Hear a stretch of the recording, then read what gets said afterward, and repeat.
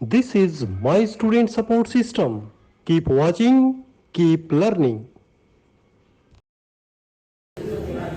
Okay, good morning. Anatomy physiology की class में आज हम यूरिनरी सिस्टम का पार्ट 2 करेंगे, ठीक है। इससे पहले हमने पार्ट 1 किया था जिसमें हमने स्टडी किया था किसके बारे में, किडनी के बारे में, ठीक है ना। हाँ, जो ग्रोथ स्ट्रक्चर ऑफ किडनी, ठीक है, जिसके अंदर मेनली आ जाता है हमारा किडनी, यूरेटर, ब्लैडर, यूरिथ्रा, ठीक है। आज हम स्टडी करेंगे microscopic structure of the kidney, ठीक है। और माइक्रोस्कोपिक स्ट्रक्चर में जो इसकी स्ट्रक्चर और फंक्शनल यूनिट आती है उसके बारे में हम स्टडी करते हैं और जिसको हम क्या कहते हैं, नेफ्रॉन्स, ठीक है। तो शुरुआत करते हैं कि यूरिनरी सिस्टम क्या है।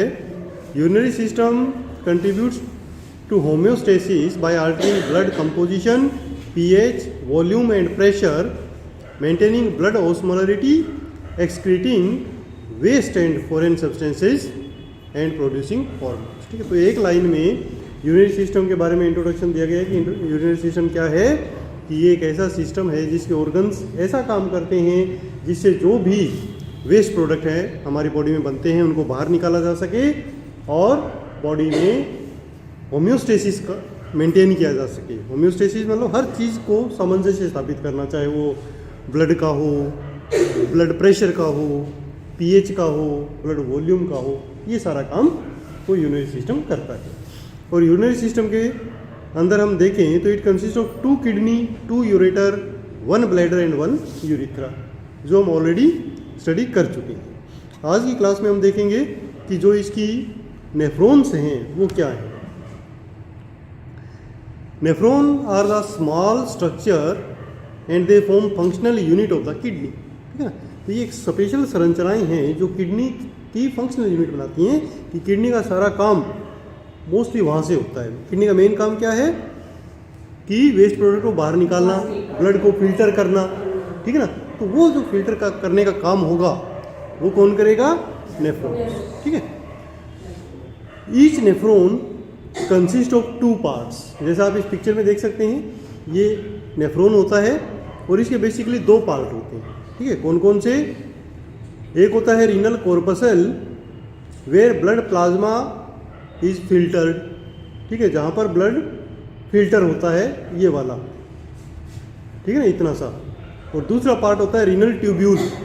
रीनल ट्यूब्यूल में क्या है, इसमें कुछ नलिकाएं होती हैं जिसमें से होकर फिर यूरिन फ्लो करता है और उसमें से भी कुछ काम की जो चीज़ें होती हैं वो फिर से एब्जॉर्व कर ली जाती है, ठीक है। तो जो यूरिन यहाँ फिल्टर होता है वो पूरा का पूरा बाहर नहीं निकलता, ज़्यादातर वापस एब्जॉर्व हो जाता है। वापस एब्जॉर्व क्या होगा, जो काम की चीज़ें होंगी, बाकी सारा यूरिन के साथ बाहर निकल जाएगा, ठीक है। तो सबसे पहले देखते हैं कि रीनल कॉर्पसल जो है फर्स्ट पार्ट वो क्या है और क्या करता है। तो रीनल कॉर्पसल जो है उसके फिर से 2 पार्ट हैं, okay. The 2 components of renal corpuscle are glomerulus and glomerular capsule, ठीक है। 2 चीज़ें हो गई, 1 is glomerulus and 1 is glomerular capsule, या उसको हम बोमेंस कैप्सूल भी कहते हैं। 2 नाम है इसके, है ना। कैसे, तो यहाँ पर आप देख सकते हैं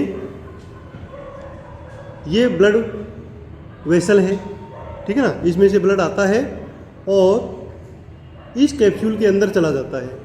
और यहाँ पर क्या होता है, यहाँ पर एक नेटवर्क ऑफ कैपिलरीज बनता है, उस कैपिलरीज से फिर ब्लड फिल्टर होता है, ठीक है। और वो फिल्टर्ड पार्ट इस कैप्सूल के अंदर चला जाता है। तो ये जो कैपिलरी का गुच्छा बनता है इसको हम क्या कहते हैं, glomerulus, okay. What is glomerulus, glomerulus is a network of capillaries, capillaries का गुच्छा है जहाँ से ब्लड में से जो फिल्ट्रेशन होता है और यूरिन का जो प्राइमरी जो कंपोनेंट है वो बन जाता है, ठीक है ना। तो वो फिल्टर किससे होगा, ग्लोमेरुलस से। और वो फिल्टर होके जाएगा किस में, सेकेंड पार्ट में, जिसका नाम है ग्लोमेरुलर कैप्सूल। तो ग्लोमेरुलर कैप्सूल क्या है, it is like a cup, ठीक है ना, कप लाइक स्ट्रक्चर है इस प्रकार की, और इसके अंदर हमारे ग्लोमेरुलस बनता है और वो फिल्टर होके फिर वो फिल्टर्ड पार्ट कहाँ जाएगा, इस कप के अंदर चला जाएगा ग्लोमेरुलर कैप्सूल में, और यहाँ से फिर आगे सेकंड जो पार्ट है ट्यूब्यूल्स वगैरह उसमें चला जाएगा। और ऐसे नेफ्रॉन बहुत सारे उसके अंदर होते हैं, ठीक है ना। तो ये मान के चलो कि एक बड़ी फैक्ट्री है फिल्ट्रेशन की, जिसके अंदर लाखों की संख्या में नेफ्रॉन्स लगे हुए हैं, मशीनें लगी हुई हैं जो फिल्टर करने का काम कर रही है, ठीक है ना। और ये पूरे जो आउटर साइड का पार्ट है, जिसको हम क्या कहते हैं, किडनी का जो आउटर पार्ट है उसको क्या कहते हैं, कोर्टेक्स, ठीक है ना। तो कोर्टेक्स के अंदर ये बने होते हैं, ठीक है ना। और फिर नीचे की तरफ यूरिन का फ्लो होता है। अच्छा, जो ग्लोमेरुलर कैप्सूल है वो डबल लेयर्ड एक कैप्सूल होता है, एक ये लेयर है, एक ये लेयर है, ठीक है। और ये ग्लोमेरुलर कैपिलरीज को सराउंड करता है, मतलब ये चारों तरफ होता है इसके, है ना। Blood plasma is filtered in the glomerular capsule. अब प्लाज्मा जो है इसमें से पानी और जो भी वेस्ट प्रोडक्ट बाहर निकालने हैं हमें यूरिन के थ्रू, वो इसमें फिल्टर हो जाते हैं और फिर अल्टीमेटली इस ट्यूब के अंदर चले जाते हैं, जिसको हम कहते हैं रीनल ट्यूब्यूल्स, ठीक है। तो जो रीनल ट्यूब्यूल्स हैं वो भी नेफ्रॉन का ही पार्ट है, ठीक है। तो रीनल ट्यूब्यूल्स को यदि हम स्टडी करें, अच्छा पहले ग्लोमेरुलस को और आगे बड़ा पिक्चर करके देख लेते हैं। ये देखिए, इसके अंदर जो आर्टरी इसके अंदर जाती है वो मोटी होती है, ठीक है। जो पाइप इसके अंदर जा रही है मान के चलें वो मोटी है, तो उसको हम क्या कहते हैं, एफरेंट आर्टीरियोल, एफरेंट आर्टीरियोल। तो जो अंदर जा रहा है उसका नाम क्या है, एफरेंट आर्टीरियोल, और जो बाहर आ रहा है उसका नाम क्या है, इफरेंट आर्टीरियोल, ठीक है। अब यहाँ पर बड़ा ध्यान से इसको समझने की जरूरत है कि जो इफरेंट आर्टीरियोल है वो पतला है और एफरेंट आर्टीरियोल मोटा है। तो जो मोटे में से पानी जाएगा और पतले में से निकलेगा तो क्या बनेगा, प्रेशर, ठीक है ना। प्रेशर कहाँ क्रिएट होगा, इस ग्लोमेरुलस के अंदर। अब उस प्रेशर के कारण मैक्सिमम पानी बाहर निकल जाएगा, ठीक है। और बाहर निकल के आएगा कहाँ पर, इस बोमेन्स कैप्सूल में, यहाँ पर आ जाएगा, ठीक है, इस ट्यूब के अंदर।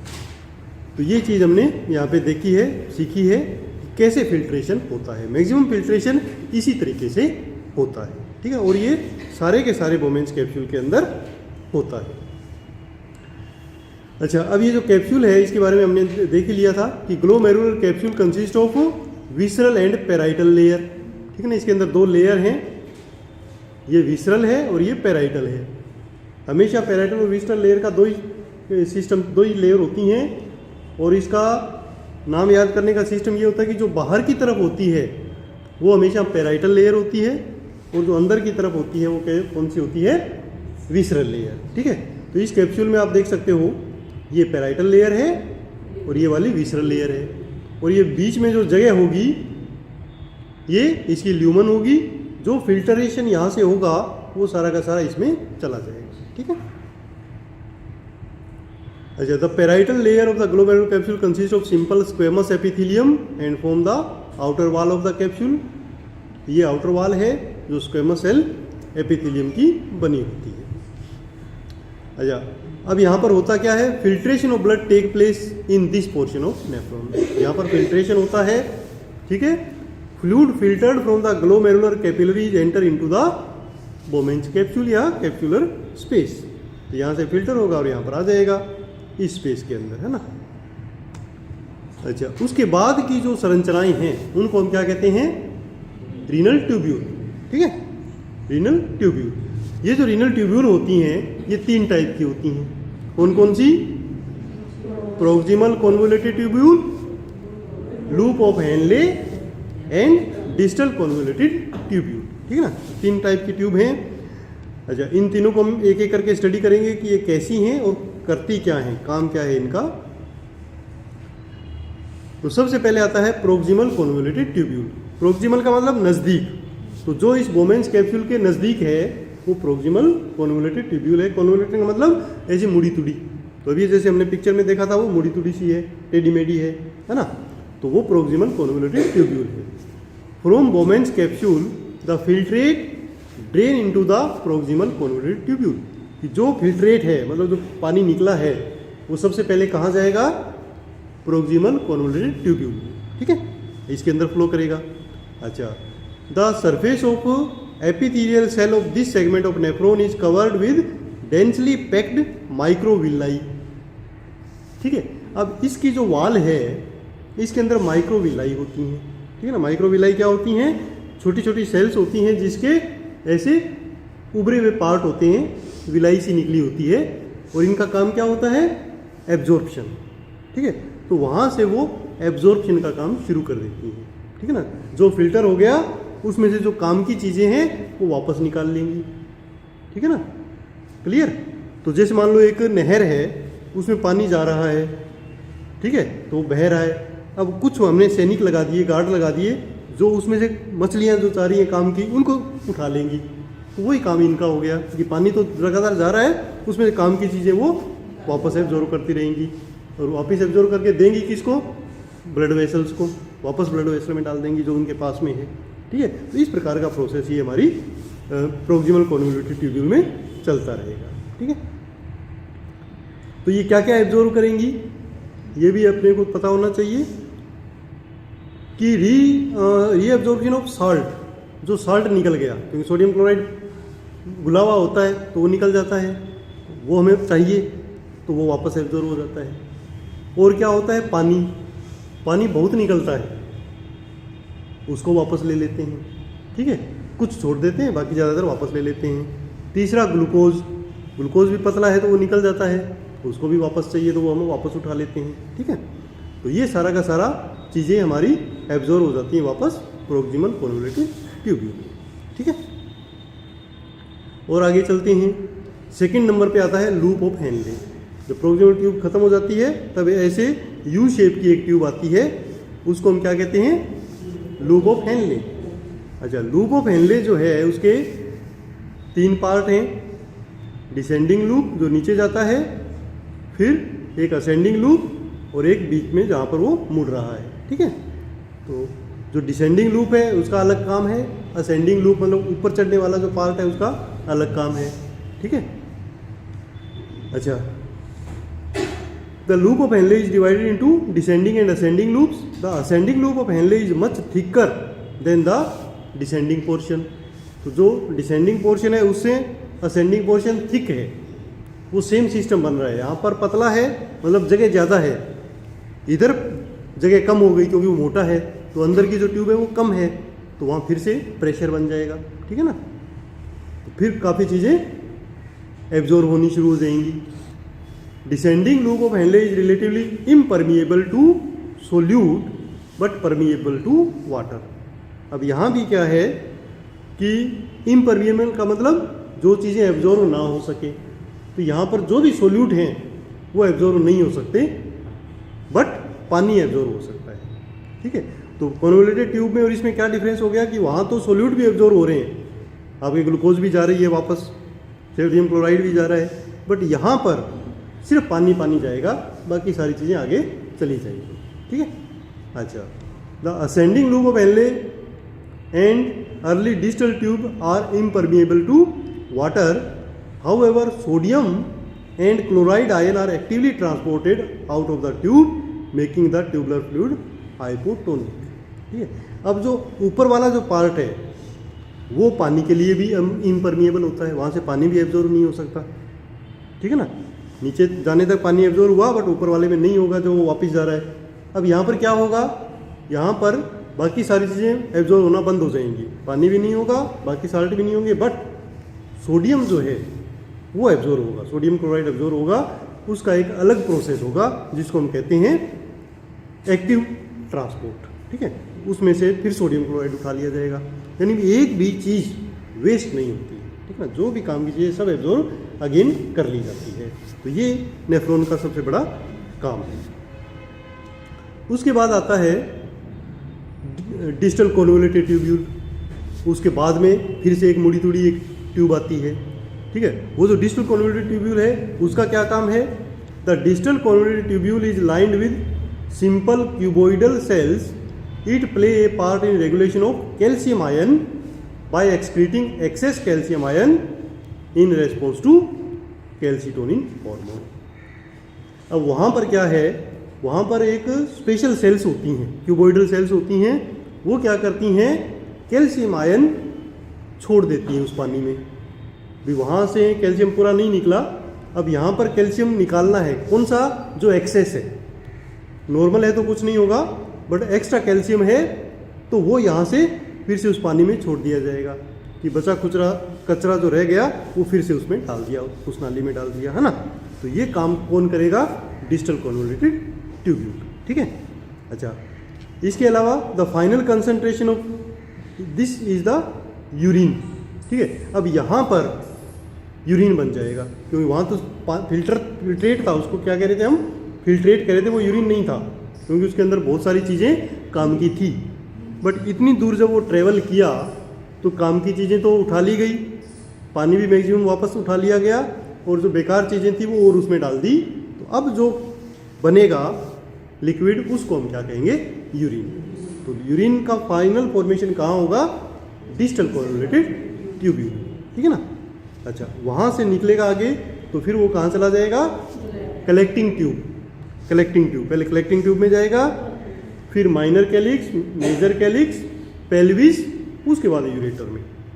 इस प्रकार ये होता है। तो कलेक्टिंग ट्यूब तक की जो संरचना है उसको हम क्या कहेंगे, नेफ्रॉन, ठीक है ना। तो यहाँ तक नेफ्रॉन, तो नेफ्रॉन में ही फाइनल यूरिन का फिल्ट्रेशन और यूरिन फॉर्मेशन तक का काम हो जाता है। और ये सब चीज़ें एक हार्मोन के अंडर काम करती है।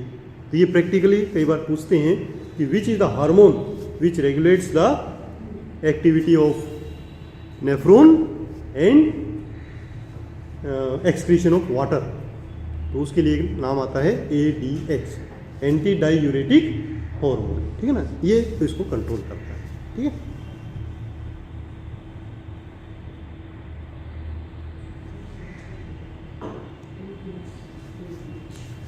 अच्छा, उसके बाद कलेक्टिंग डक्ट्स आ जाती हैं। कलेक्टिंग डक्ट क्या होती हैं, वो लास्ट में ट्यूब एक होगी जो सब जगह से सारे जो नेफ्रॉन्स हैं उनसे कलेक्ट करेगी। क्या क्या कलेक्ट करेगी, यूरिन। जो यूरिन बन चुका है सब जगह, तो वहाँ से उस यूरिन को कलेक्ट करते हुए आएगी। इसलिए इस ट्यूब का नाम क्या है, collecting duct, okay. Several collecting duct converge and drain to a larger system known as papillary duct, ठीक है। सारी जो काफ़ी सारी डक्ट जो हैं वो एक हो जाएंगी और एक डक्ट बनेगी छोटी सी पेपिलरी डक्ट, उसके अंदर वो यूरिन आ जाएगा। और उसके बाद में फिर वो, जैसे मैंने आपको बताया, माइनर कैलिक्स में आएगा, माइनर कैलिक्स से मेजर कैलिक्स में, और मेजर कैलिक्स से पेल्विस में, फिर वहाँ से यूरेटर में चला जाएगा। This is the final stage where sodium and water are reabsorbed. When a person is dehydrated, approximately 25% of water is filtered and reabsorbed in the collecting duct। कि जितना पानी या यूरिन बन गया था, अगर अभी भी हमारे शरीर में पानी की कमी है, हमने पानी पूरे दिन पिया नहीं, तो कुछ पानी कलेक्टिंग डक्ट से भी रीएब्जॉर्ब हो सकता है। अगर मान लो हमने पानी पूरा पी रखा है तो यहाँ से एब्जॉर्ब नहीं होगा, और हमारे जो यूरिन आएगा वो कैसा आएगा, वाइटिश कलर का पानी जैसा आएगा। बट यदि हमें डिहाइड्रेटेड हैं तो यहाँ से भी पानी एब्जॉर्ब हो जाएगा, और जो पानी अब यूरिन आएगा वो कैसा आएगा, येलोइश आएगा, डार्क हो जाएगा वो, है ना। ये डिपेंड करता है कि हमारे अंदर पानी कितना है, ज़रूरत है या नहीं, नहीं ज़रूरत है तो निकल जाता है, ठीक है।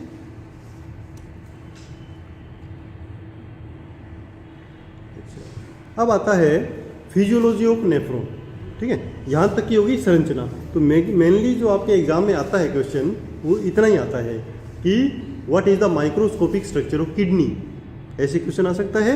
और यह आ सकता है कि explain the structure of nephron.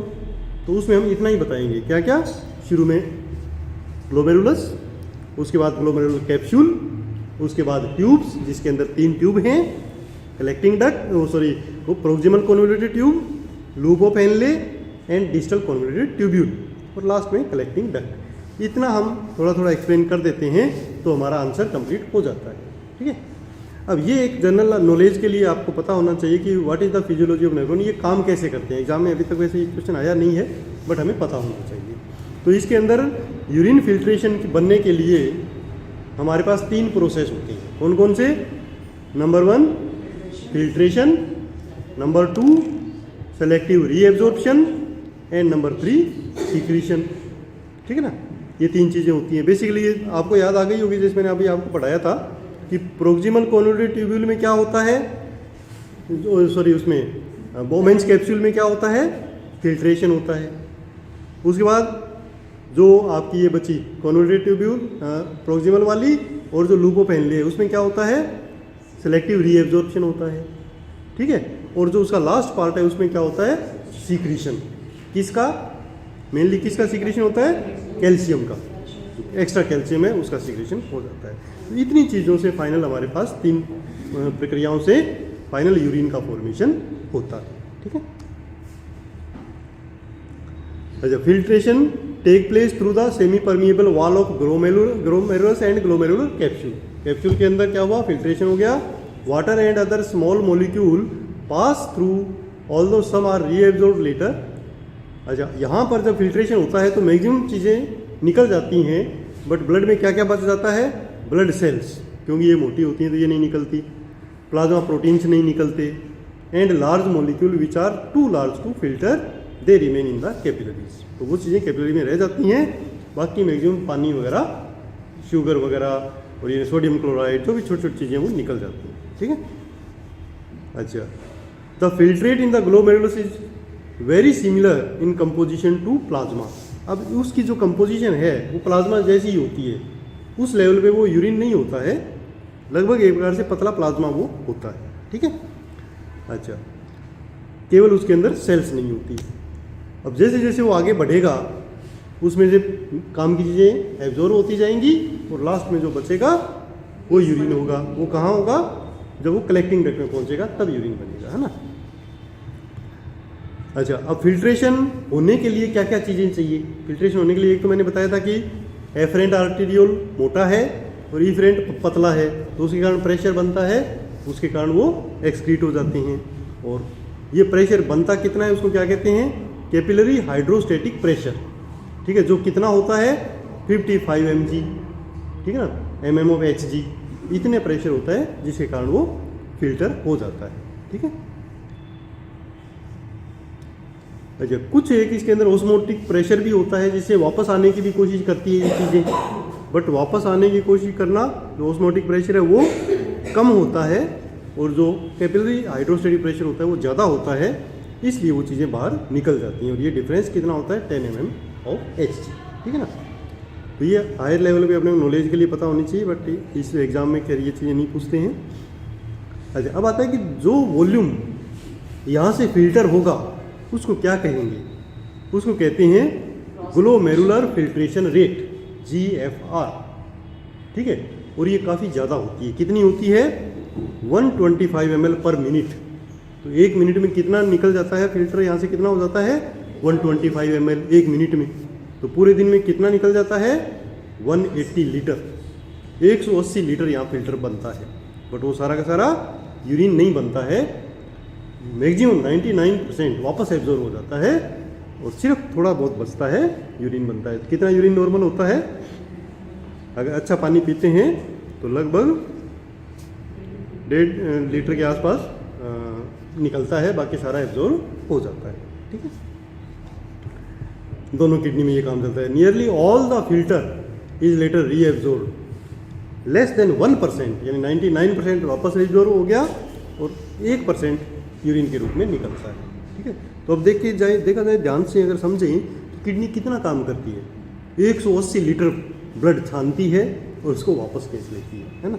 अगर वो नहीं खींचती तो गड़बड़ हो जाती। आप लोगों ने सुना होगा एक केस, रीनल फेलियर है, किडनी फेल हो जाती है ना। हाँ, किडनी फेल होने के बहुत सारे कारण, इन्फेक्शन हो सकता है, ऑटो इम्यून डिजीज होती हैं जिससे ये फिल्टर काम करना बंद कर देते हैं। अब फिल्टर काम करना बंद कर, हाँ, वो ये होता है कि जो अब एब्जॉर्प्शन करने की क्षमता है वो खत्म हो जाती है, तो जो ये निकल गया वो सारा का सारा निकल जाता है। ठीक है ना, फिर डायलिसिस करना पड़ता है।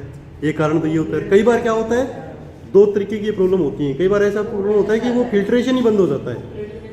फिल्ट्रेशन अगर बंद हो गया तो निकलेगा कुछ नहीं, जीरो यूरिन आ रहा है, ठीक है ना। अब जीरो यूरिन आ रहा है तो अंदर सब कुछ रह गया, वेस्ट प्रोडक्ट भी अंदर रह गए, जो भी हानिकारक चीज़ें हैं वो अंदर रह गई, और उसके कारण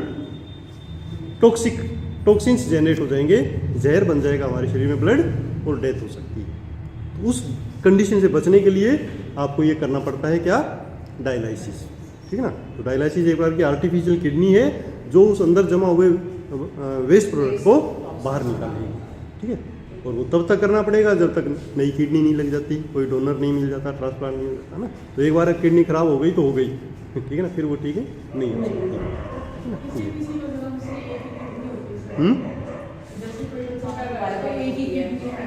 हाँ, तो एक किडनी काम चला सकती है, ठीक है ना, एक किडनी काम चल सकता है, पर एक भी ना हो तो दिक्कत हो जाएगी। दो इसीलिए, वैसे देखा जाए तो ईश्वर ने बड़ा सोच समझ के काम किया है, दो इसीलिए बनाई है कि एक खराब हो जाए तो एक काम चल जाए, ठीक है ना। पूरी नॉर्मल लाइफ जिएगा व्यक्ति अगर एक भी चल रही है तो, क्योंकि ब्लड वहाँ फिल्टर नहीं होगा, बट उधर से हो जाएगा काम, उसको बेचारी को ज़्यादा करना पड़ेगा, बट वो फिल्टर कर लेगी। बट जब दोनों ही नहीं कर पाएगी तो प्रॉब्लम।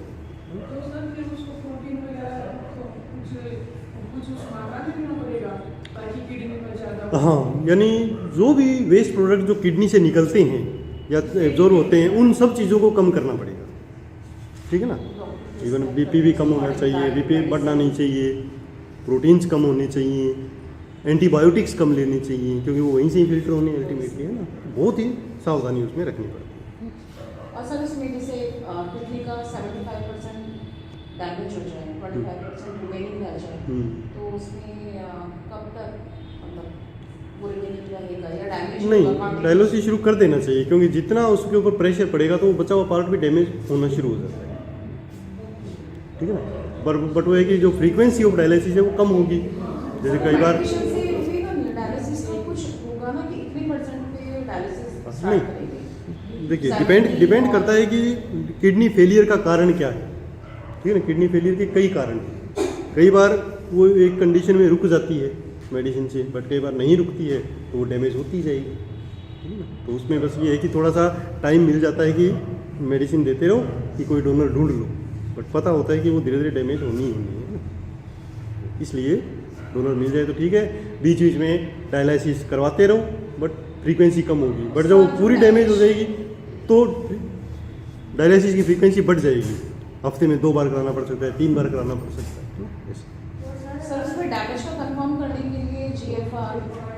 जीएफआर का भी पता लगाते हैं, बाकी उसका अल्ट्रासाउंड से भी पता लग जाता है कि कितनी डैमेज है।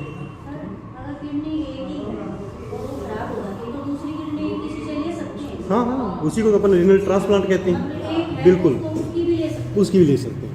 क्योंकि जैसे मान लो किसी की 2 है, किसी की 1 ही है, तो वो किडनी तो वहीं रहेगी, उसके पास में दूसरी किडनी लेके लगा देते हैं, है ना। तो वो काम उसका करता है। मेन किडनी का काम फिल्टर करना है, तो दूसरी किडनी फिल्टर कर लेगी, ठीक है ना। तो किडनी का जो एक्सेप्टेंस है वो काफ़ी ज़्यादा है। लीवर वगैरह का तो एक्सेप्टेंस कम होता है, कई बार वो फेल भी हो जाता है, बट किडनी डोनर की हुई काम कर जाती है। हाँ, क्योंकि वो वापस एब्जॉर्ब हो रहा है ना, वापस एब्जॉर्ब हो रहा है, फिर हाँ सर्कुलेट होता रहता है, तो टोटल वो 180 लीटर वहाँ आ जाता है, क्योंकि वो एब्जॉर्ब भी हो रहा है फिर आ रहा है, ठीक है ना। तो जैसे मान लो 4 लीटर 1 सेकंड में 125 हुआ, अब 125 में से 100 वापस चला गया, थोड़ी देर में वो 100 वापस घूम के भी तो आ रहा है, ऐसे वो सर्कुलेट होता है। और सर जैसे डोनर से लेके लगाते हैं, मतलब जो भी है, तो डैमेज वाले जो किडनी है उसको अंदर ही छोड़ देते हैं, उसको अंदर ही छोड़, उससे कोई प्रॉब्लम नहीं होती? नहीं, कोई प्रॉब्लम नहीं होती, क्योंकि वो कोई नहीं, उसमें कोई प्रॉब्लम नहीं होती, क्योंकि जैसे ज़्यादातर जो किडनी जो फेलियर है उसमें ऐसा तो है नहीं कि कोई पस वगैरह है या इन्फेक्शन है, ऐसा कुछ नहीं है, सिर्फ नेफ्रॉन्स काम करना बंद कर देते हैं, तो इसलिए वो उसके पास में उसको स्टिच कर देते हैं, तो वहाँ सेफ पड़ी रहती है, तो कोई नुकसान नहीं करती। नहीं, बहुत छोटी है, बहुत छोटी है, क्योंकि ज़्यादातर एक टाइम में एक ही किडनी करते हैं, ठीक है ना, दोनों नहीं करते हैं। हाँ, लगभग इतना, हाँ 11 सेंटीमीटर है ना, 11 सेंटीमीटर के आसपास किडनी होती है, तो इतना ज़्यादा प्रॉब्लम नहीं आती। हाँ हाँ किसी को बिल्कुल। कोई दिक्कत नहीं है ना? नहीं कोई दिक्कत नहीं, नॉर्मल काम वो कर सकता है अगर किडनी एक भी लगी हुई है तो, और ट्रांसप्लांट भी करती है तो। बस ये है कि थोड़ा सा इसमें इम्यूनिटी कम हो जाती है, क्योंकि कुछ मेडिसिन ऐसी देते हैं जिससे इम्यूनिटी कम हो जाती है, तो उस समय थोड़ा सा ध्यान रखना पड़ता है। अच्छा, अब आते हैं, जैसे फिल्ट्रेशन की बात हो गई हमारी, फिल्ट्रेशन के बाद क्या होता है, रीएब्जॉर्प्शन, ठीक है ना। तो most reabsorption from the filtrate back into the blood take place in the proximal convoluted tubule. ज़्यादातर जो रीएब्जॉर्प्शन का काम होता है वो कौन करता है, प्रोक्सिमल कॉन्वोल्यूटेड ट्यूब्यूल, वहाँ से मैक्सिमम चीज़ें रीएब्जॉर्ब हो जाती हैं, including water, electrolyte, nutrients such as glucose, and some reabsorption is passive but some substances are reabsorb actively, ठीक है ना। एक्टिवली भी एब्जॉर्ब होते हैं, पैसिवली भी एब्जॉर्ब होते हैं।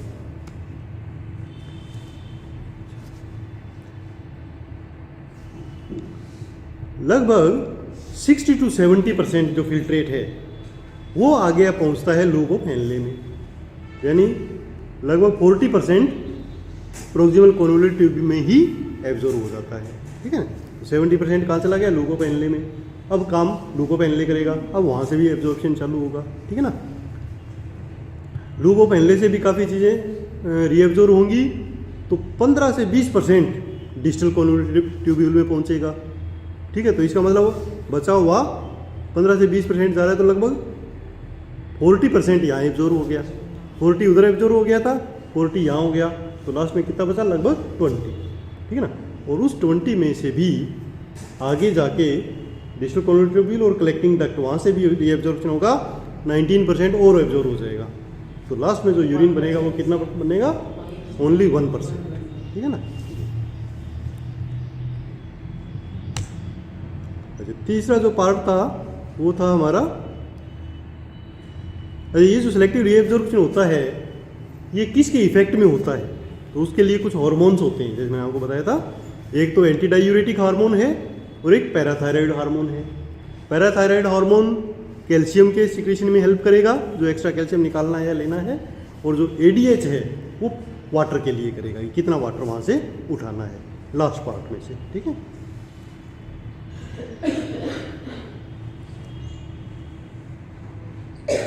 इसके अलावा एक एल्डोस्टेरोन है, उसके द्वारा भी जो रीएब्जॉर्प्शन का काम है वो होता है। कई हार्मोन्स इसमें इफेक्ट करते हैं, ठीक है।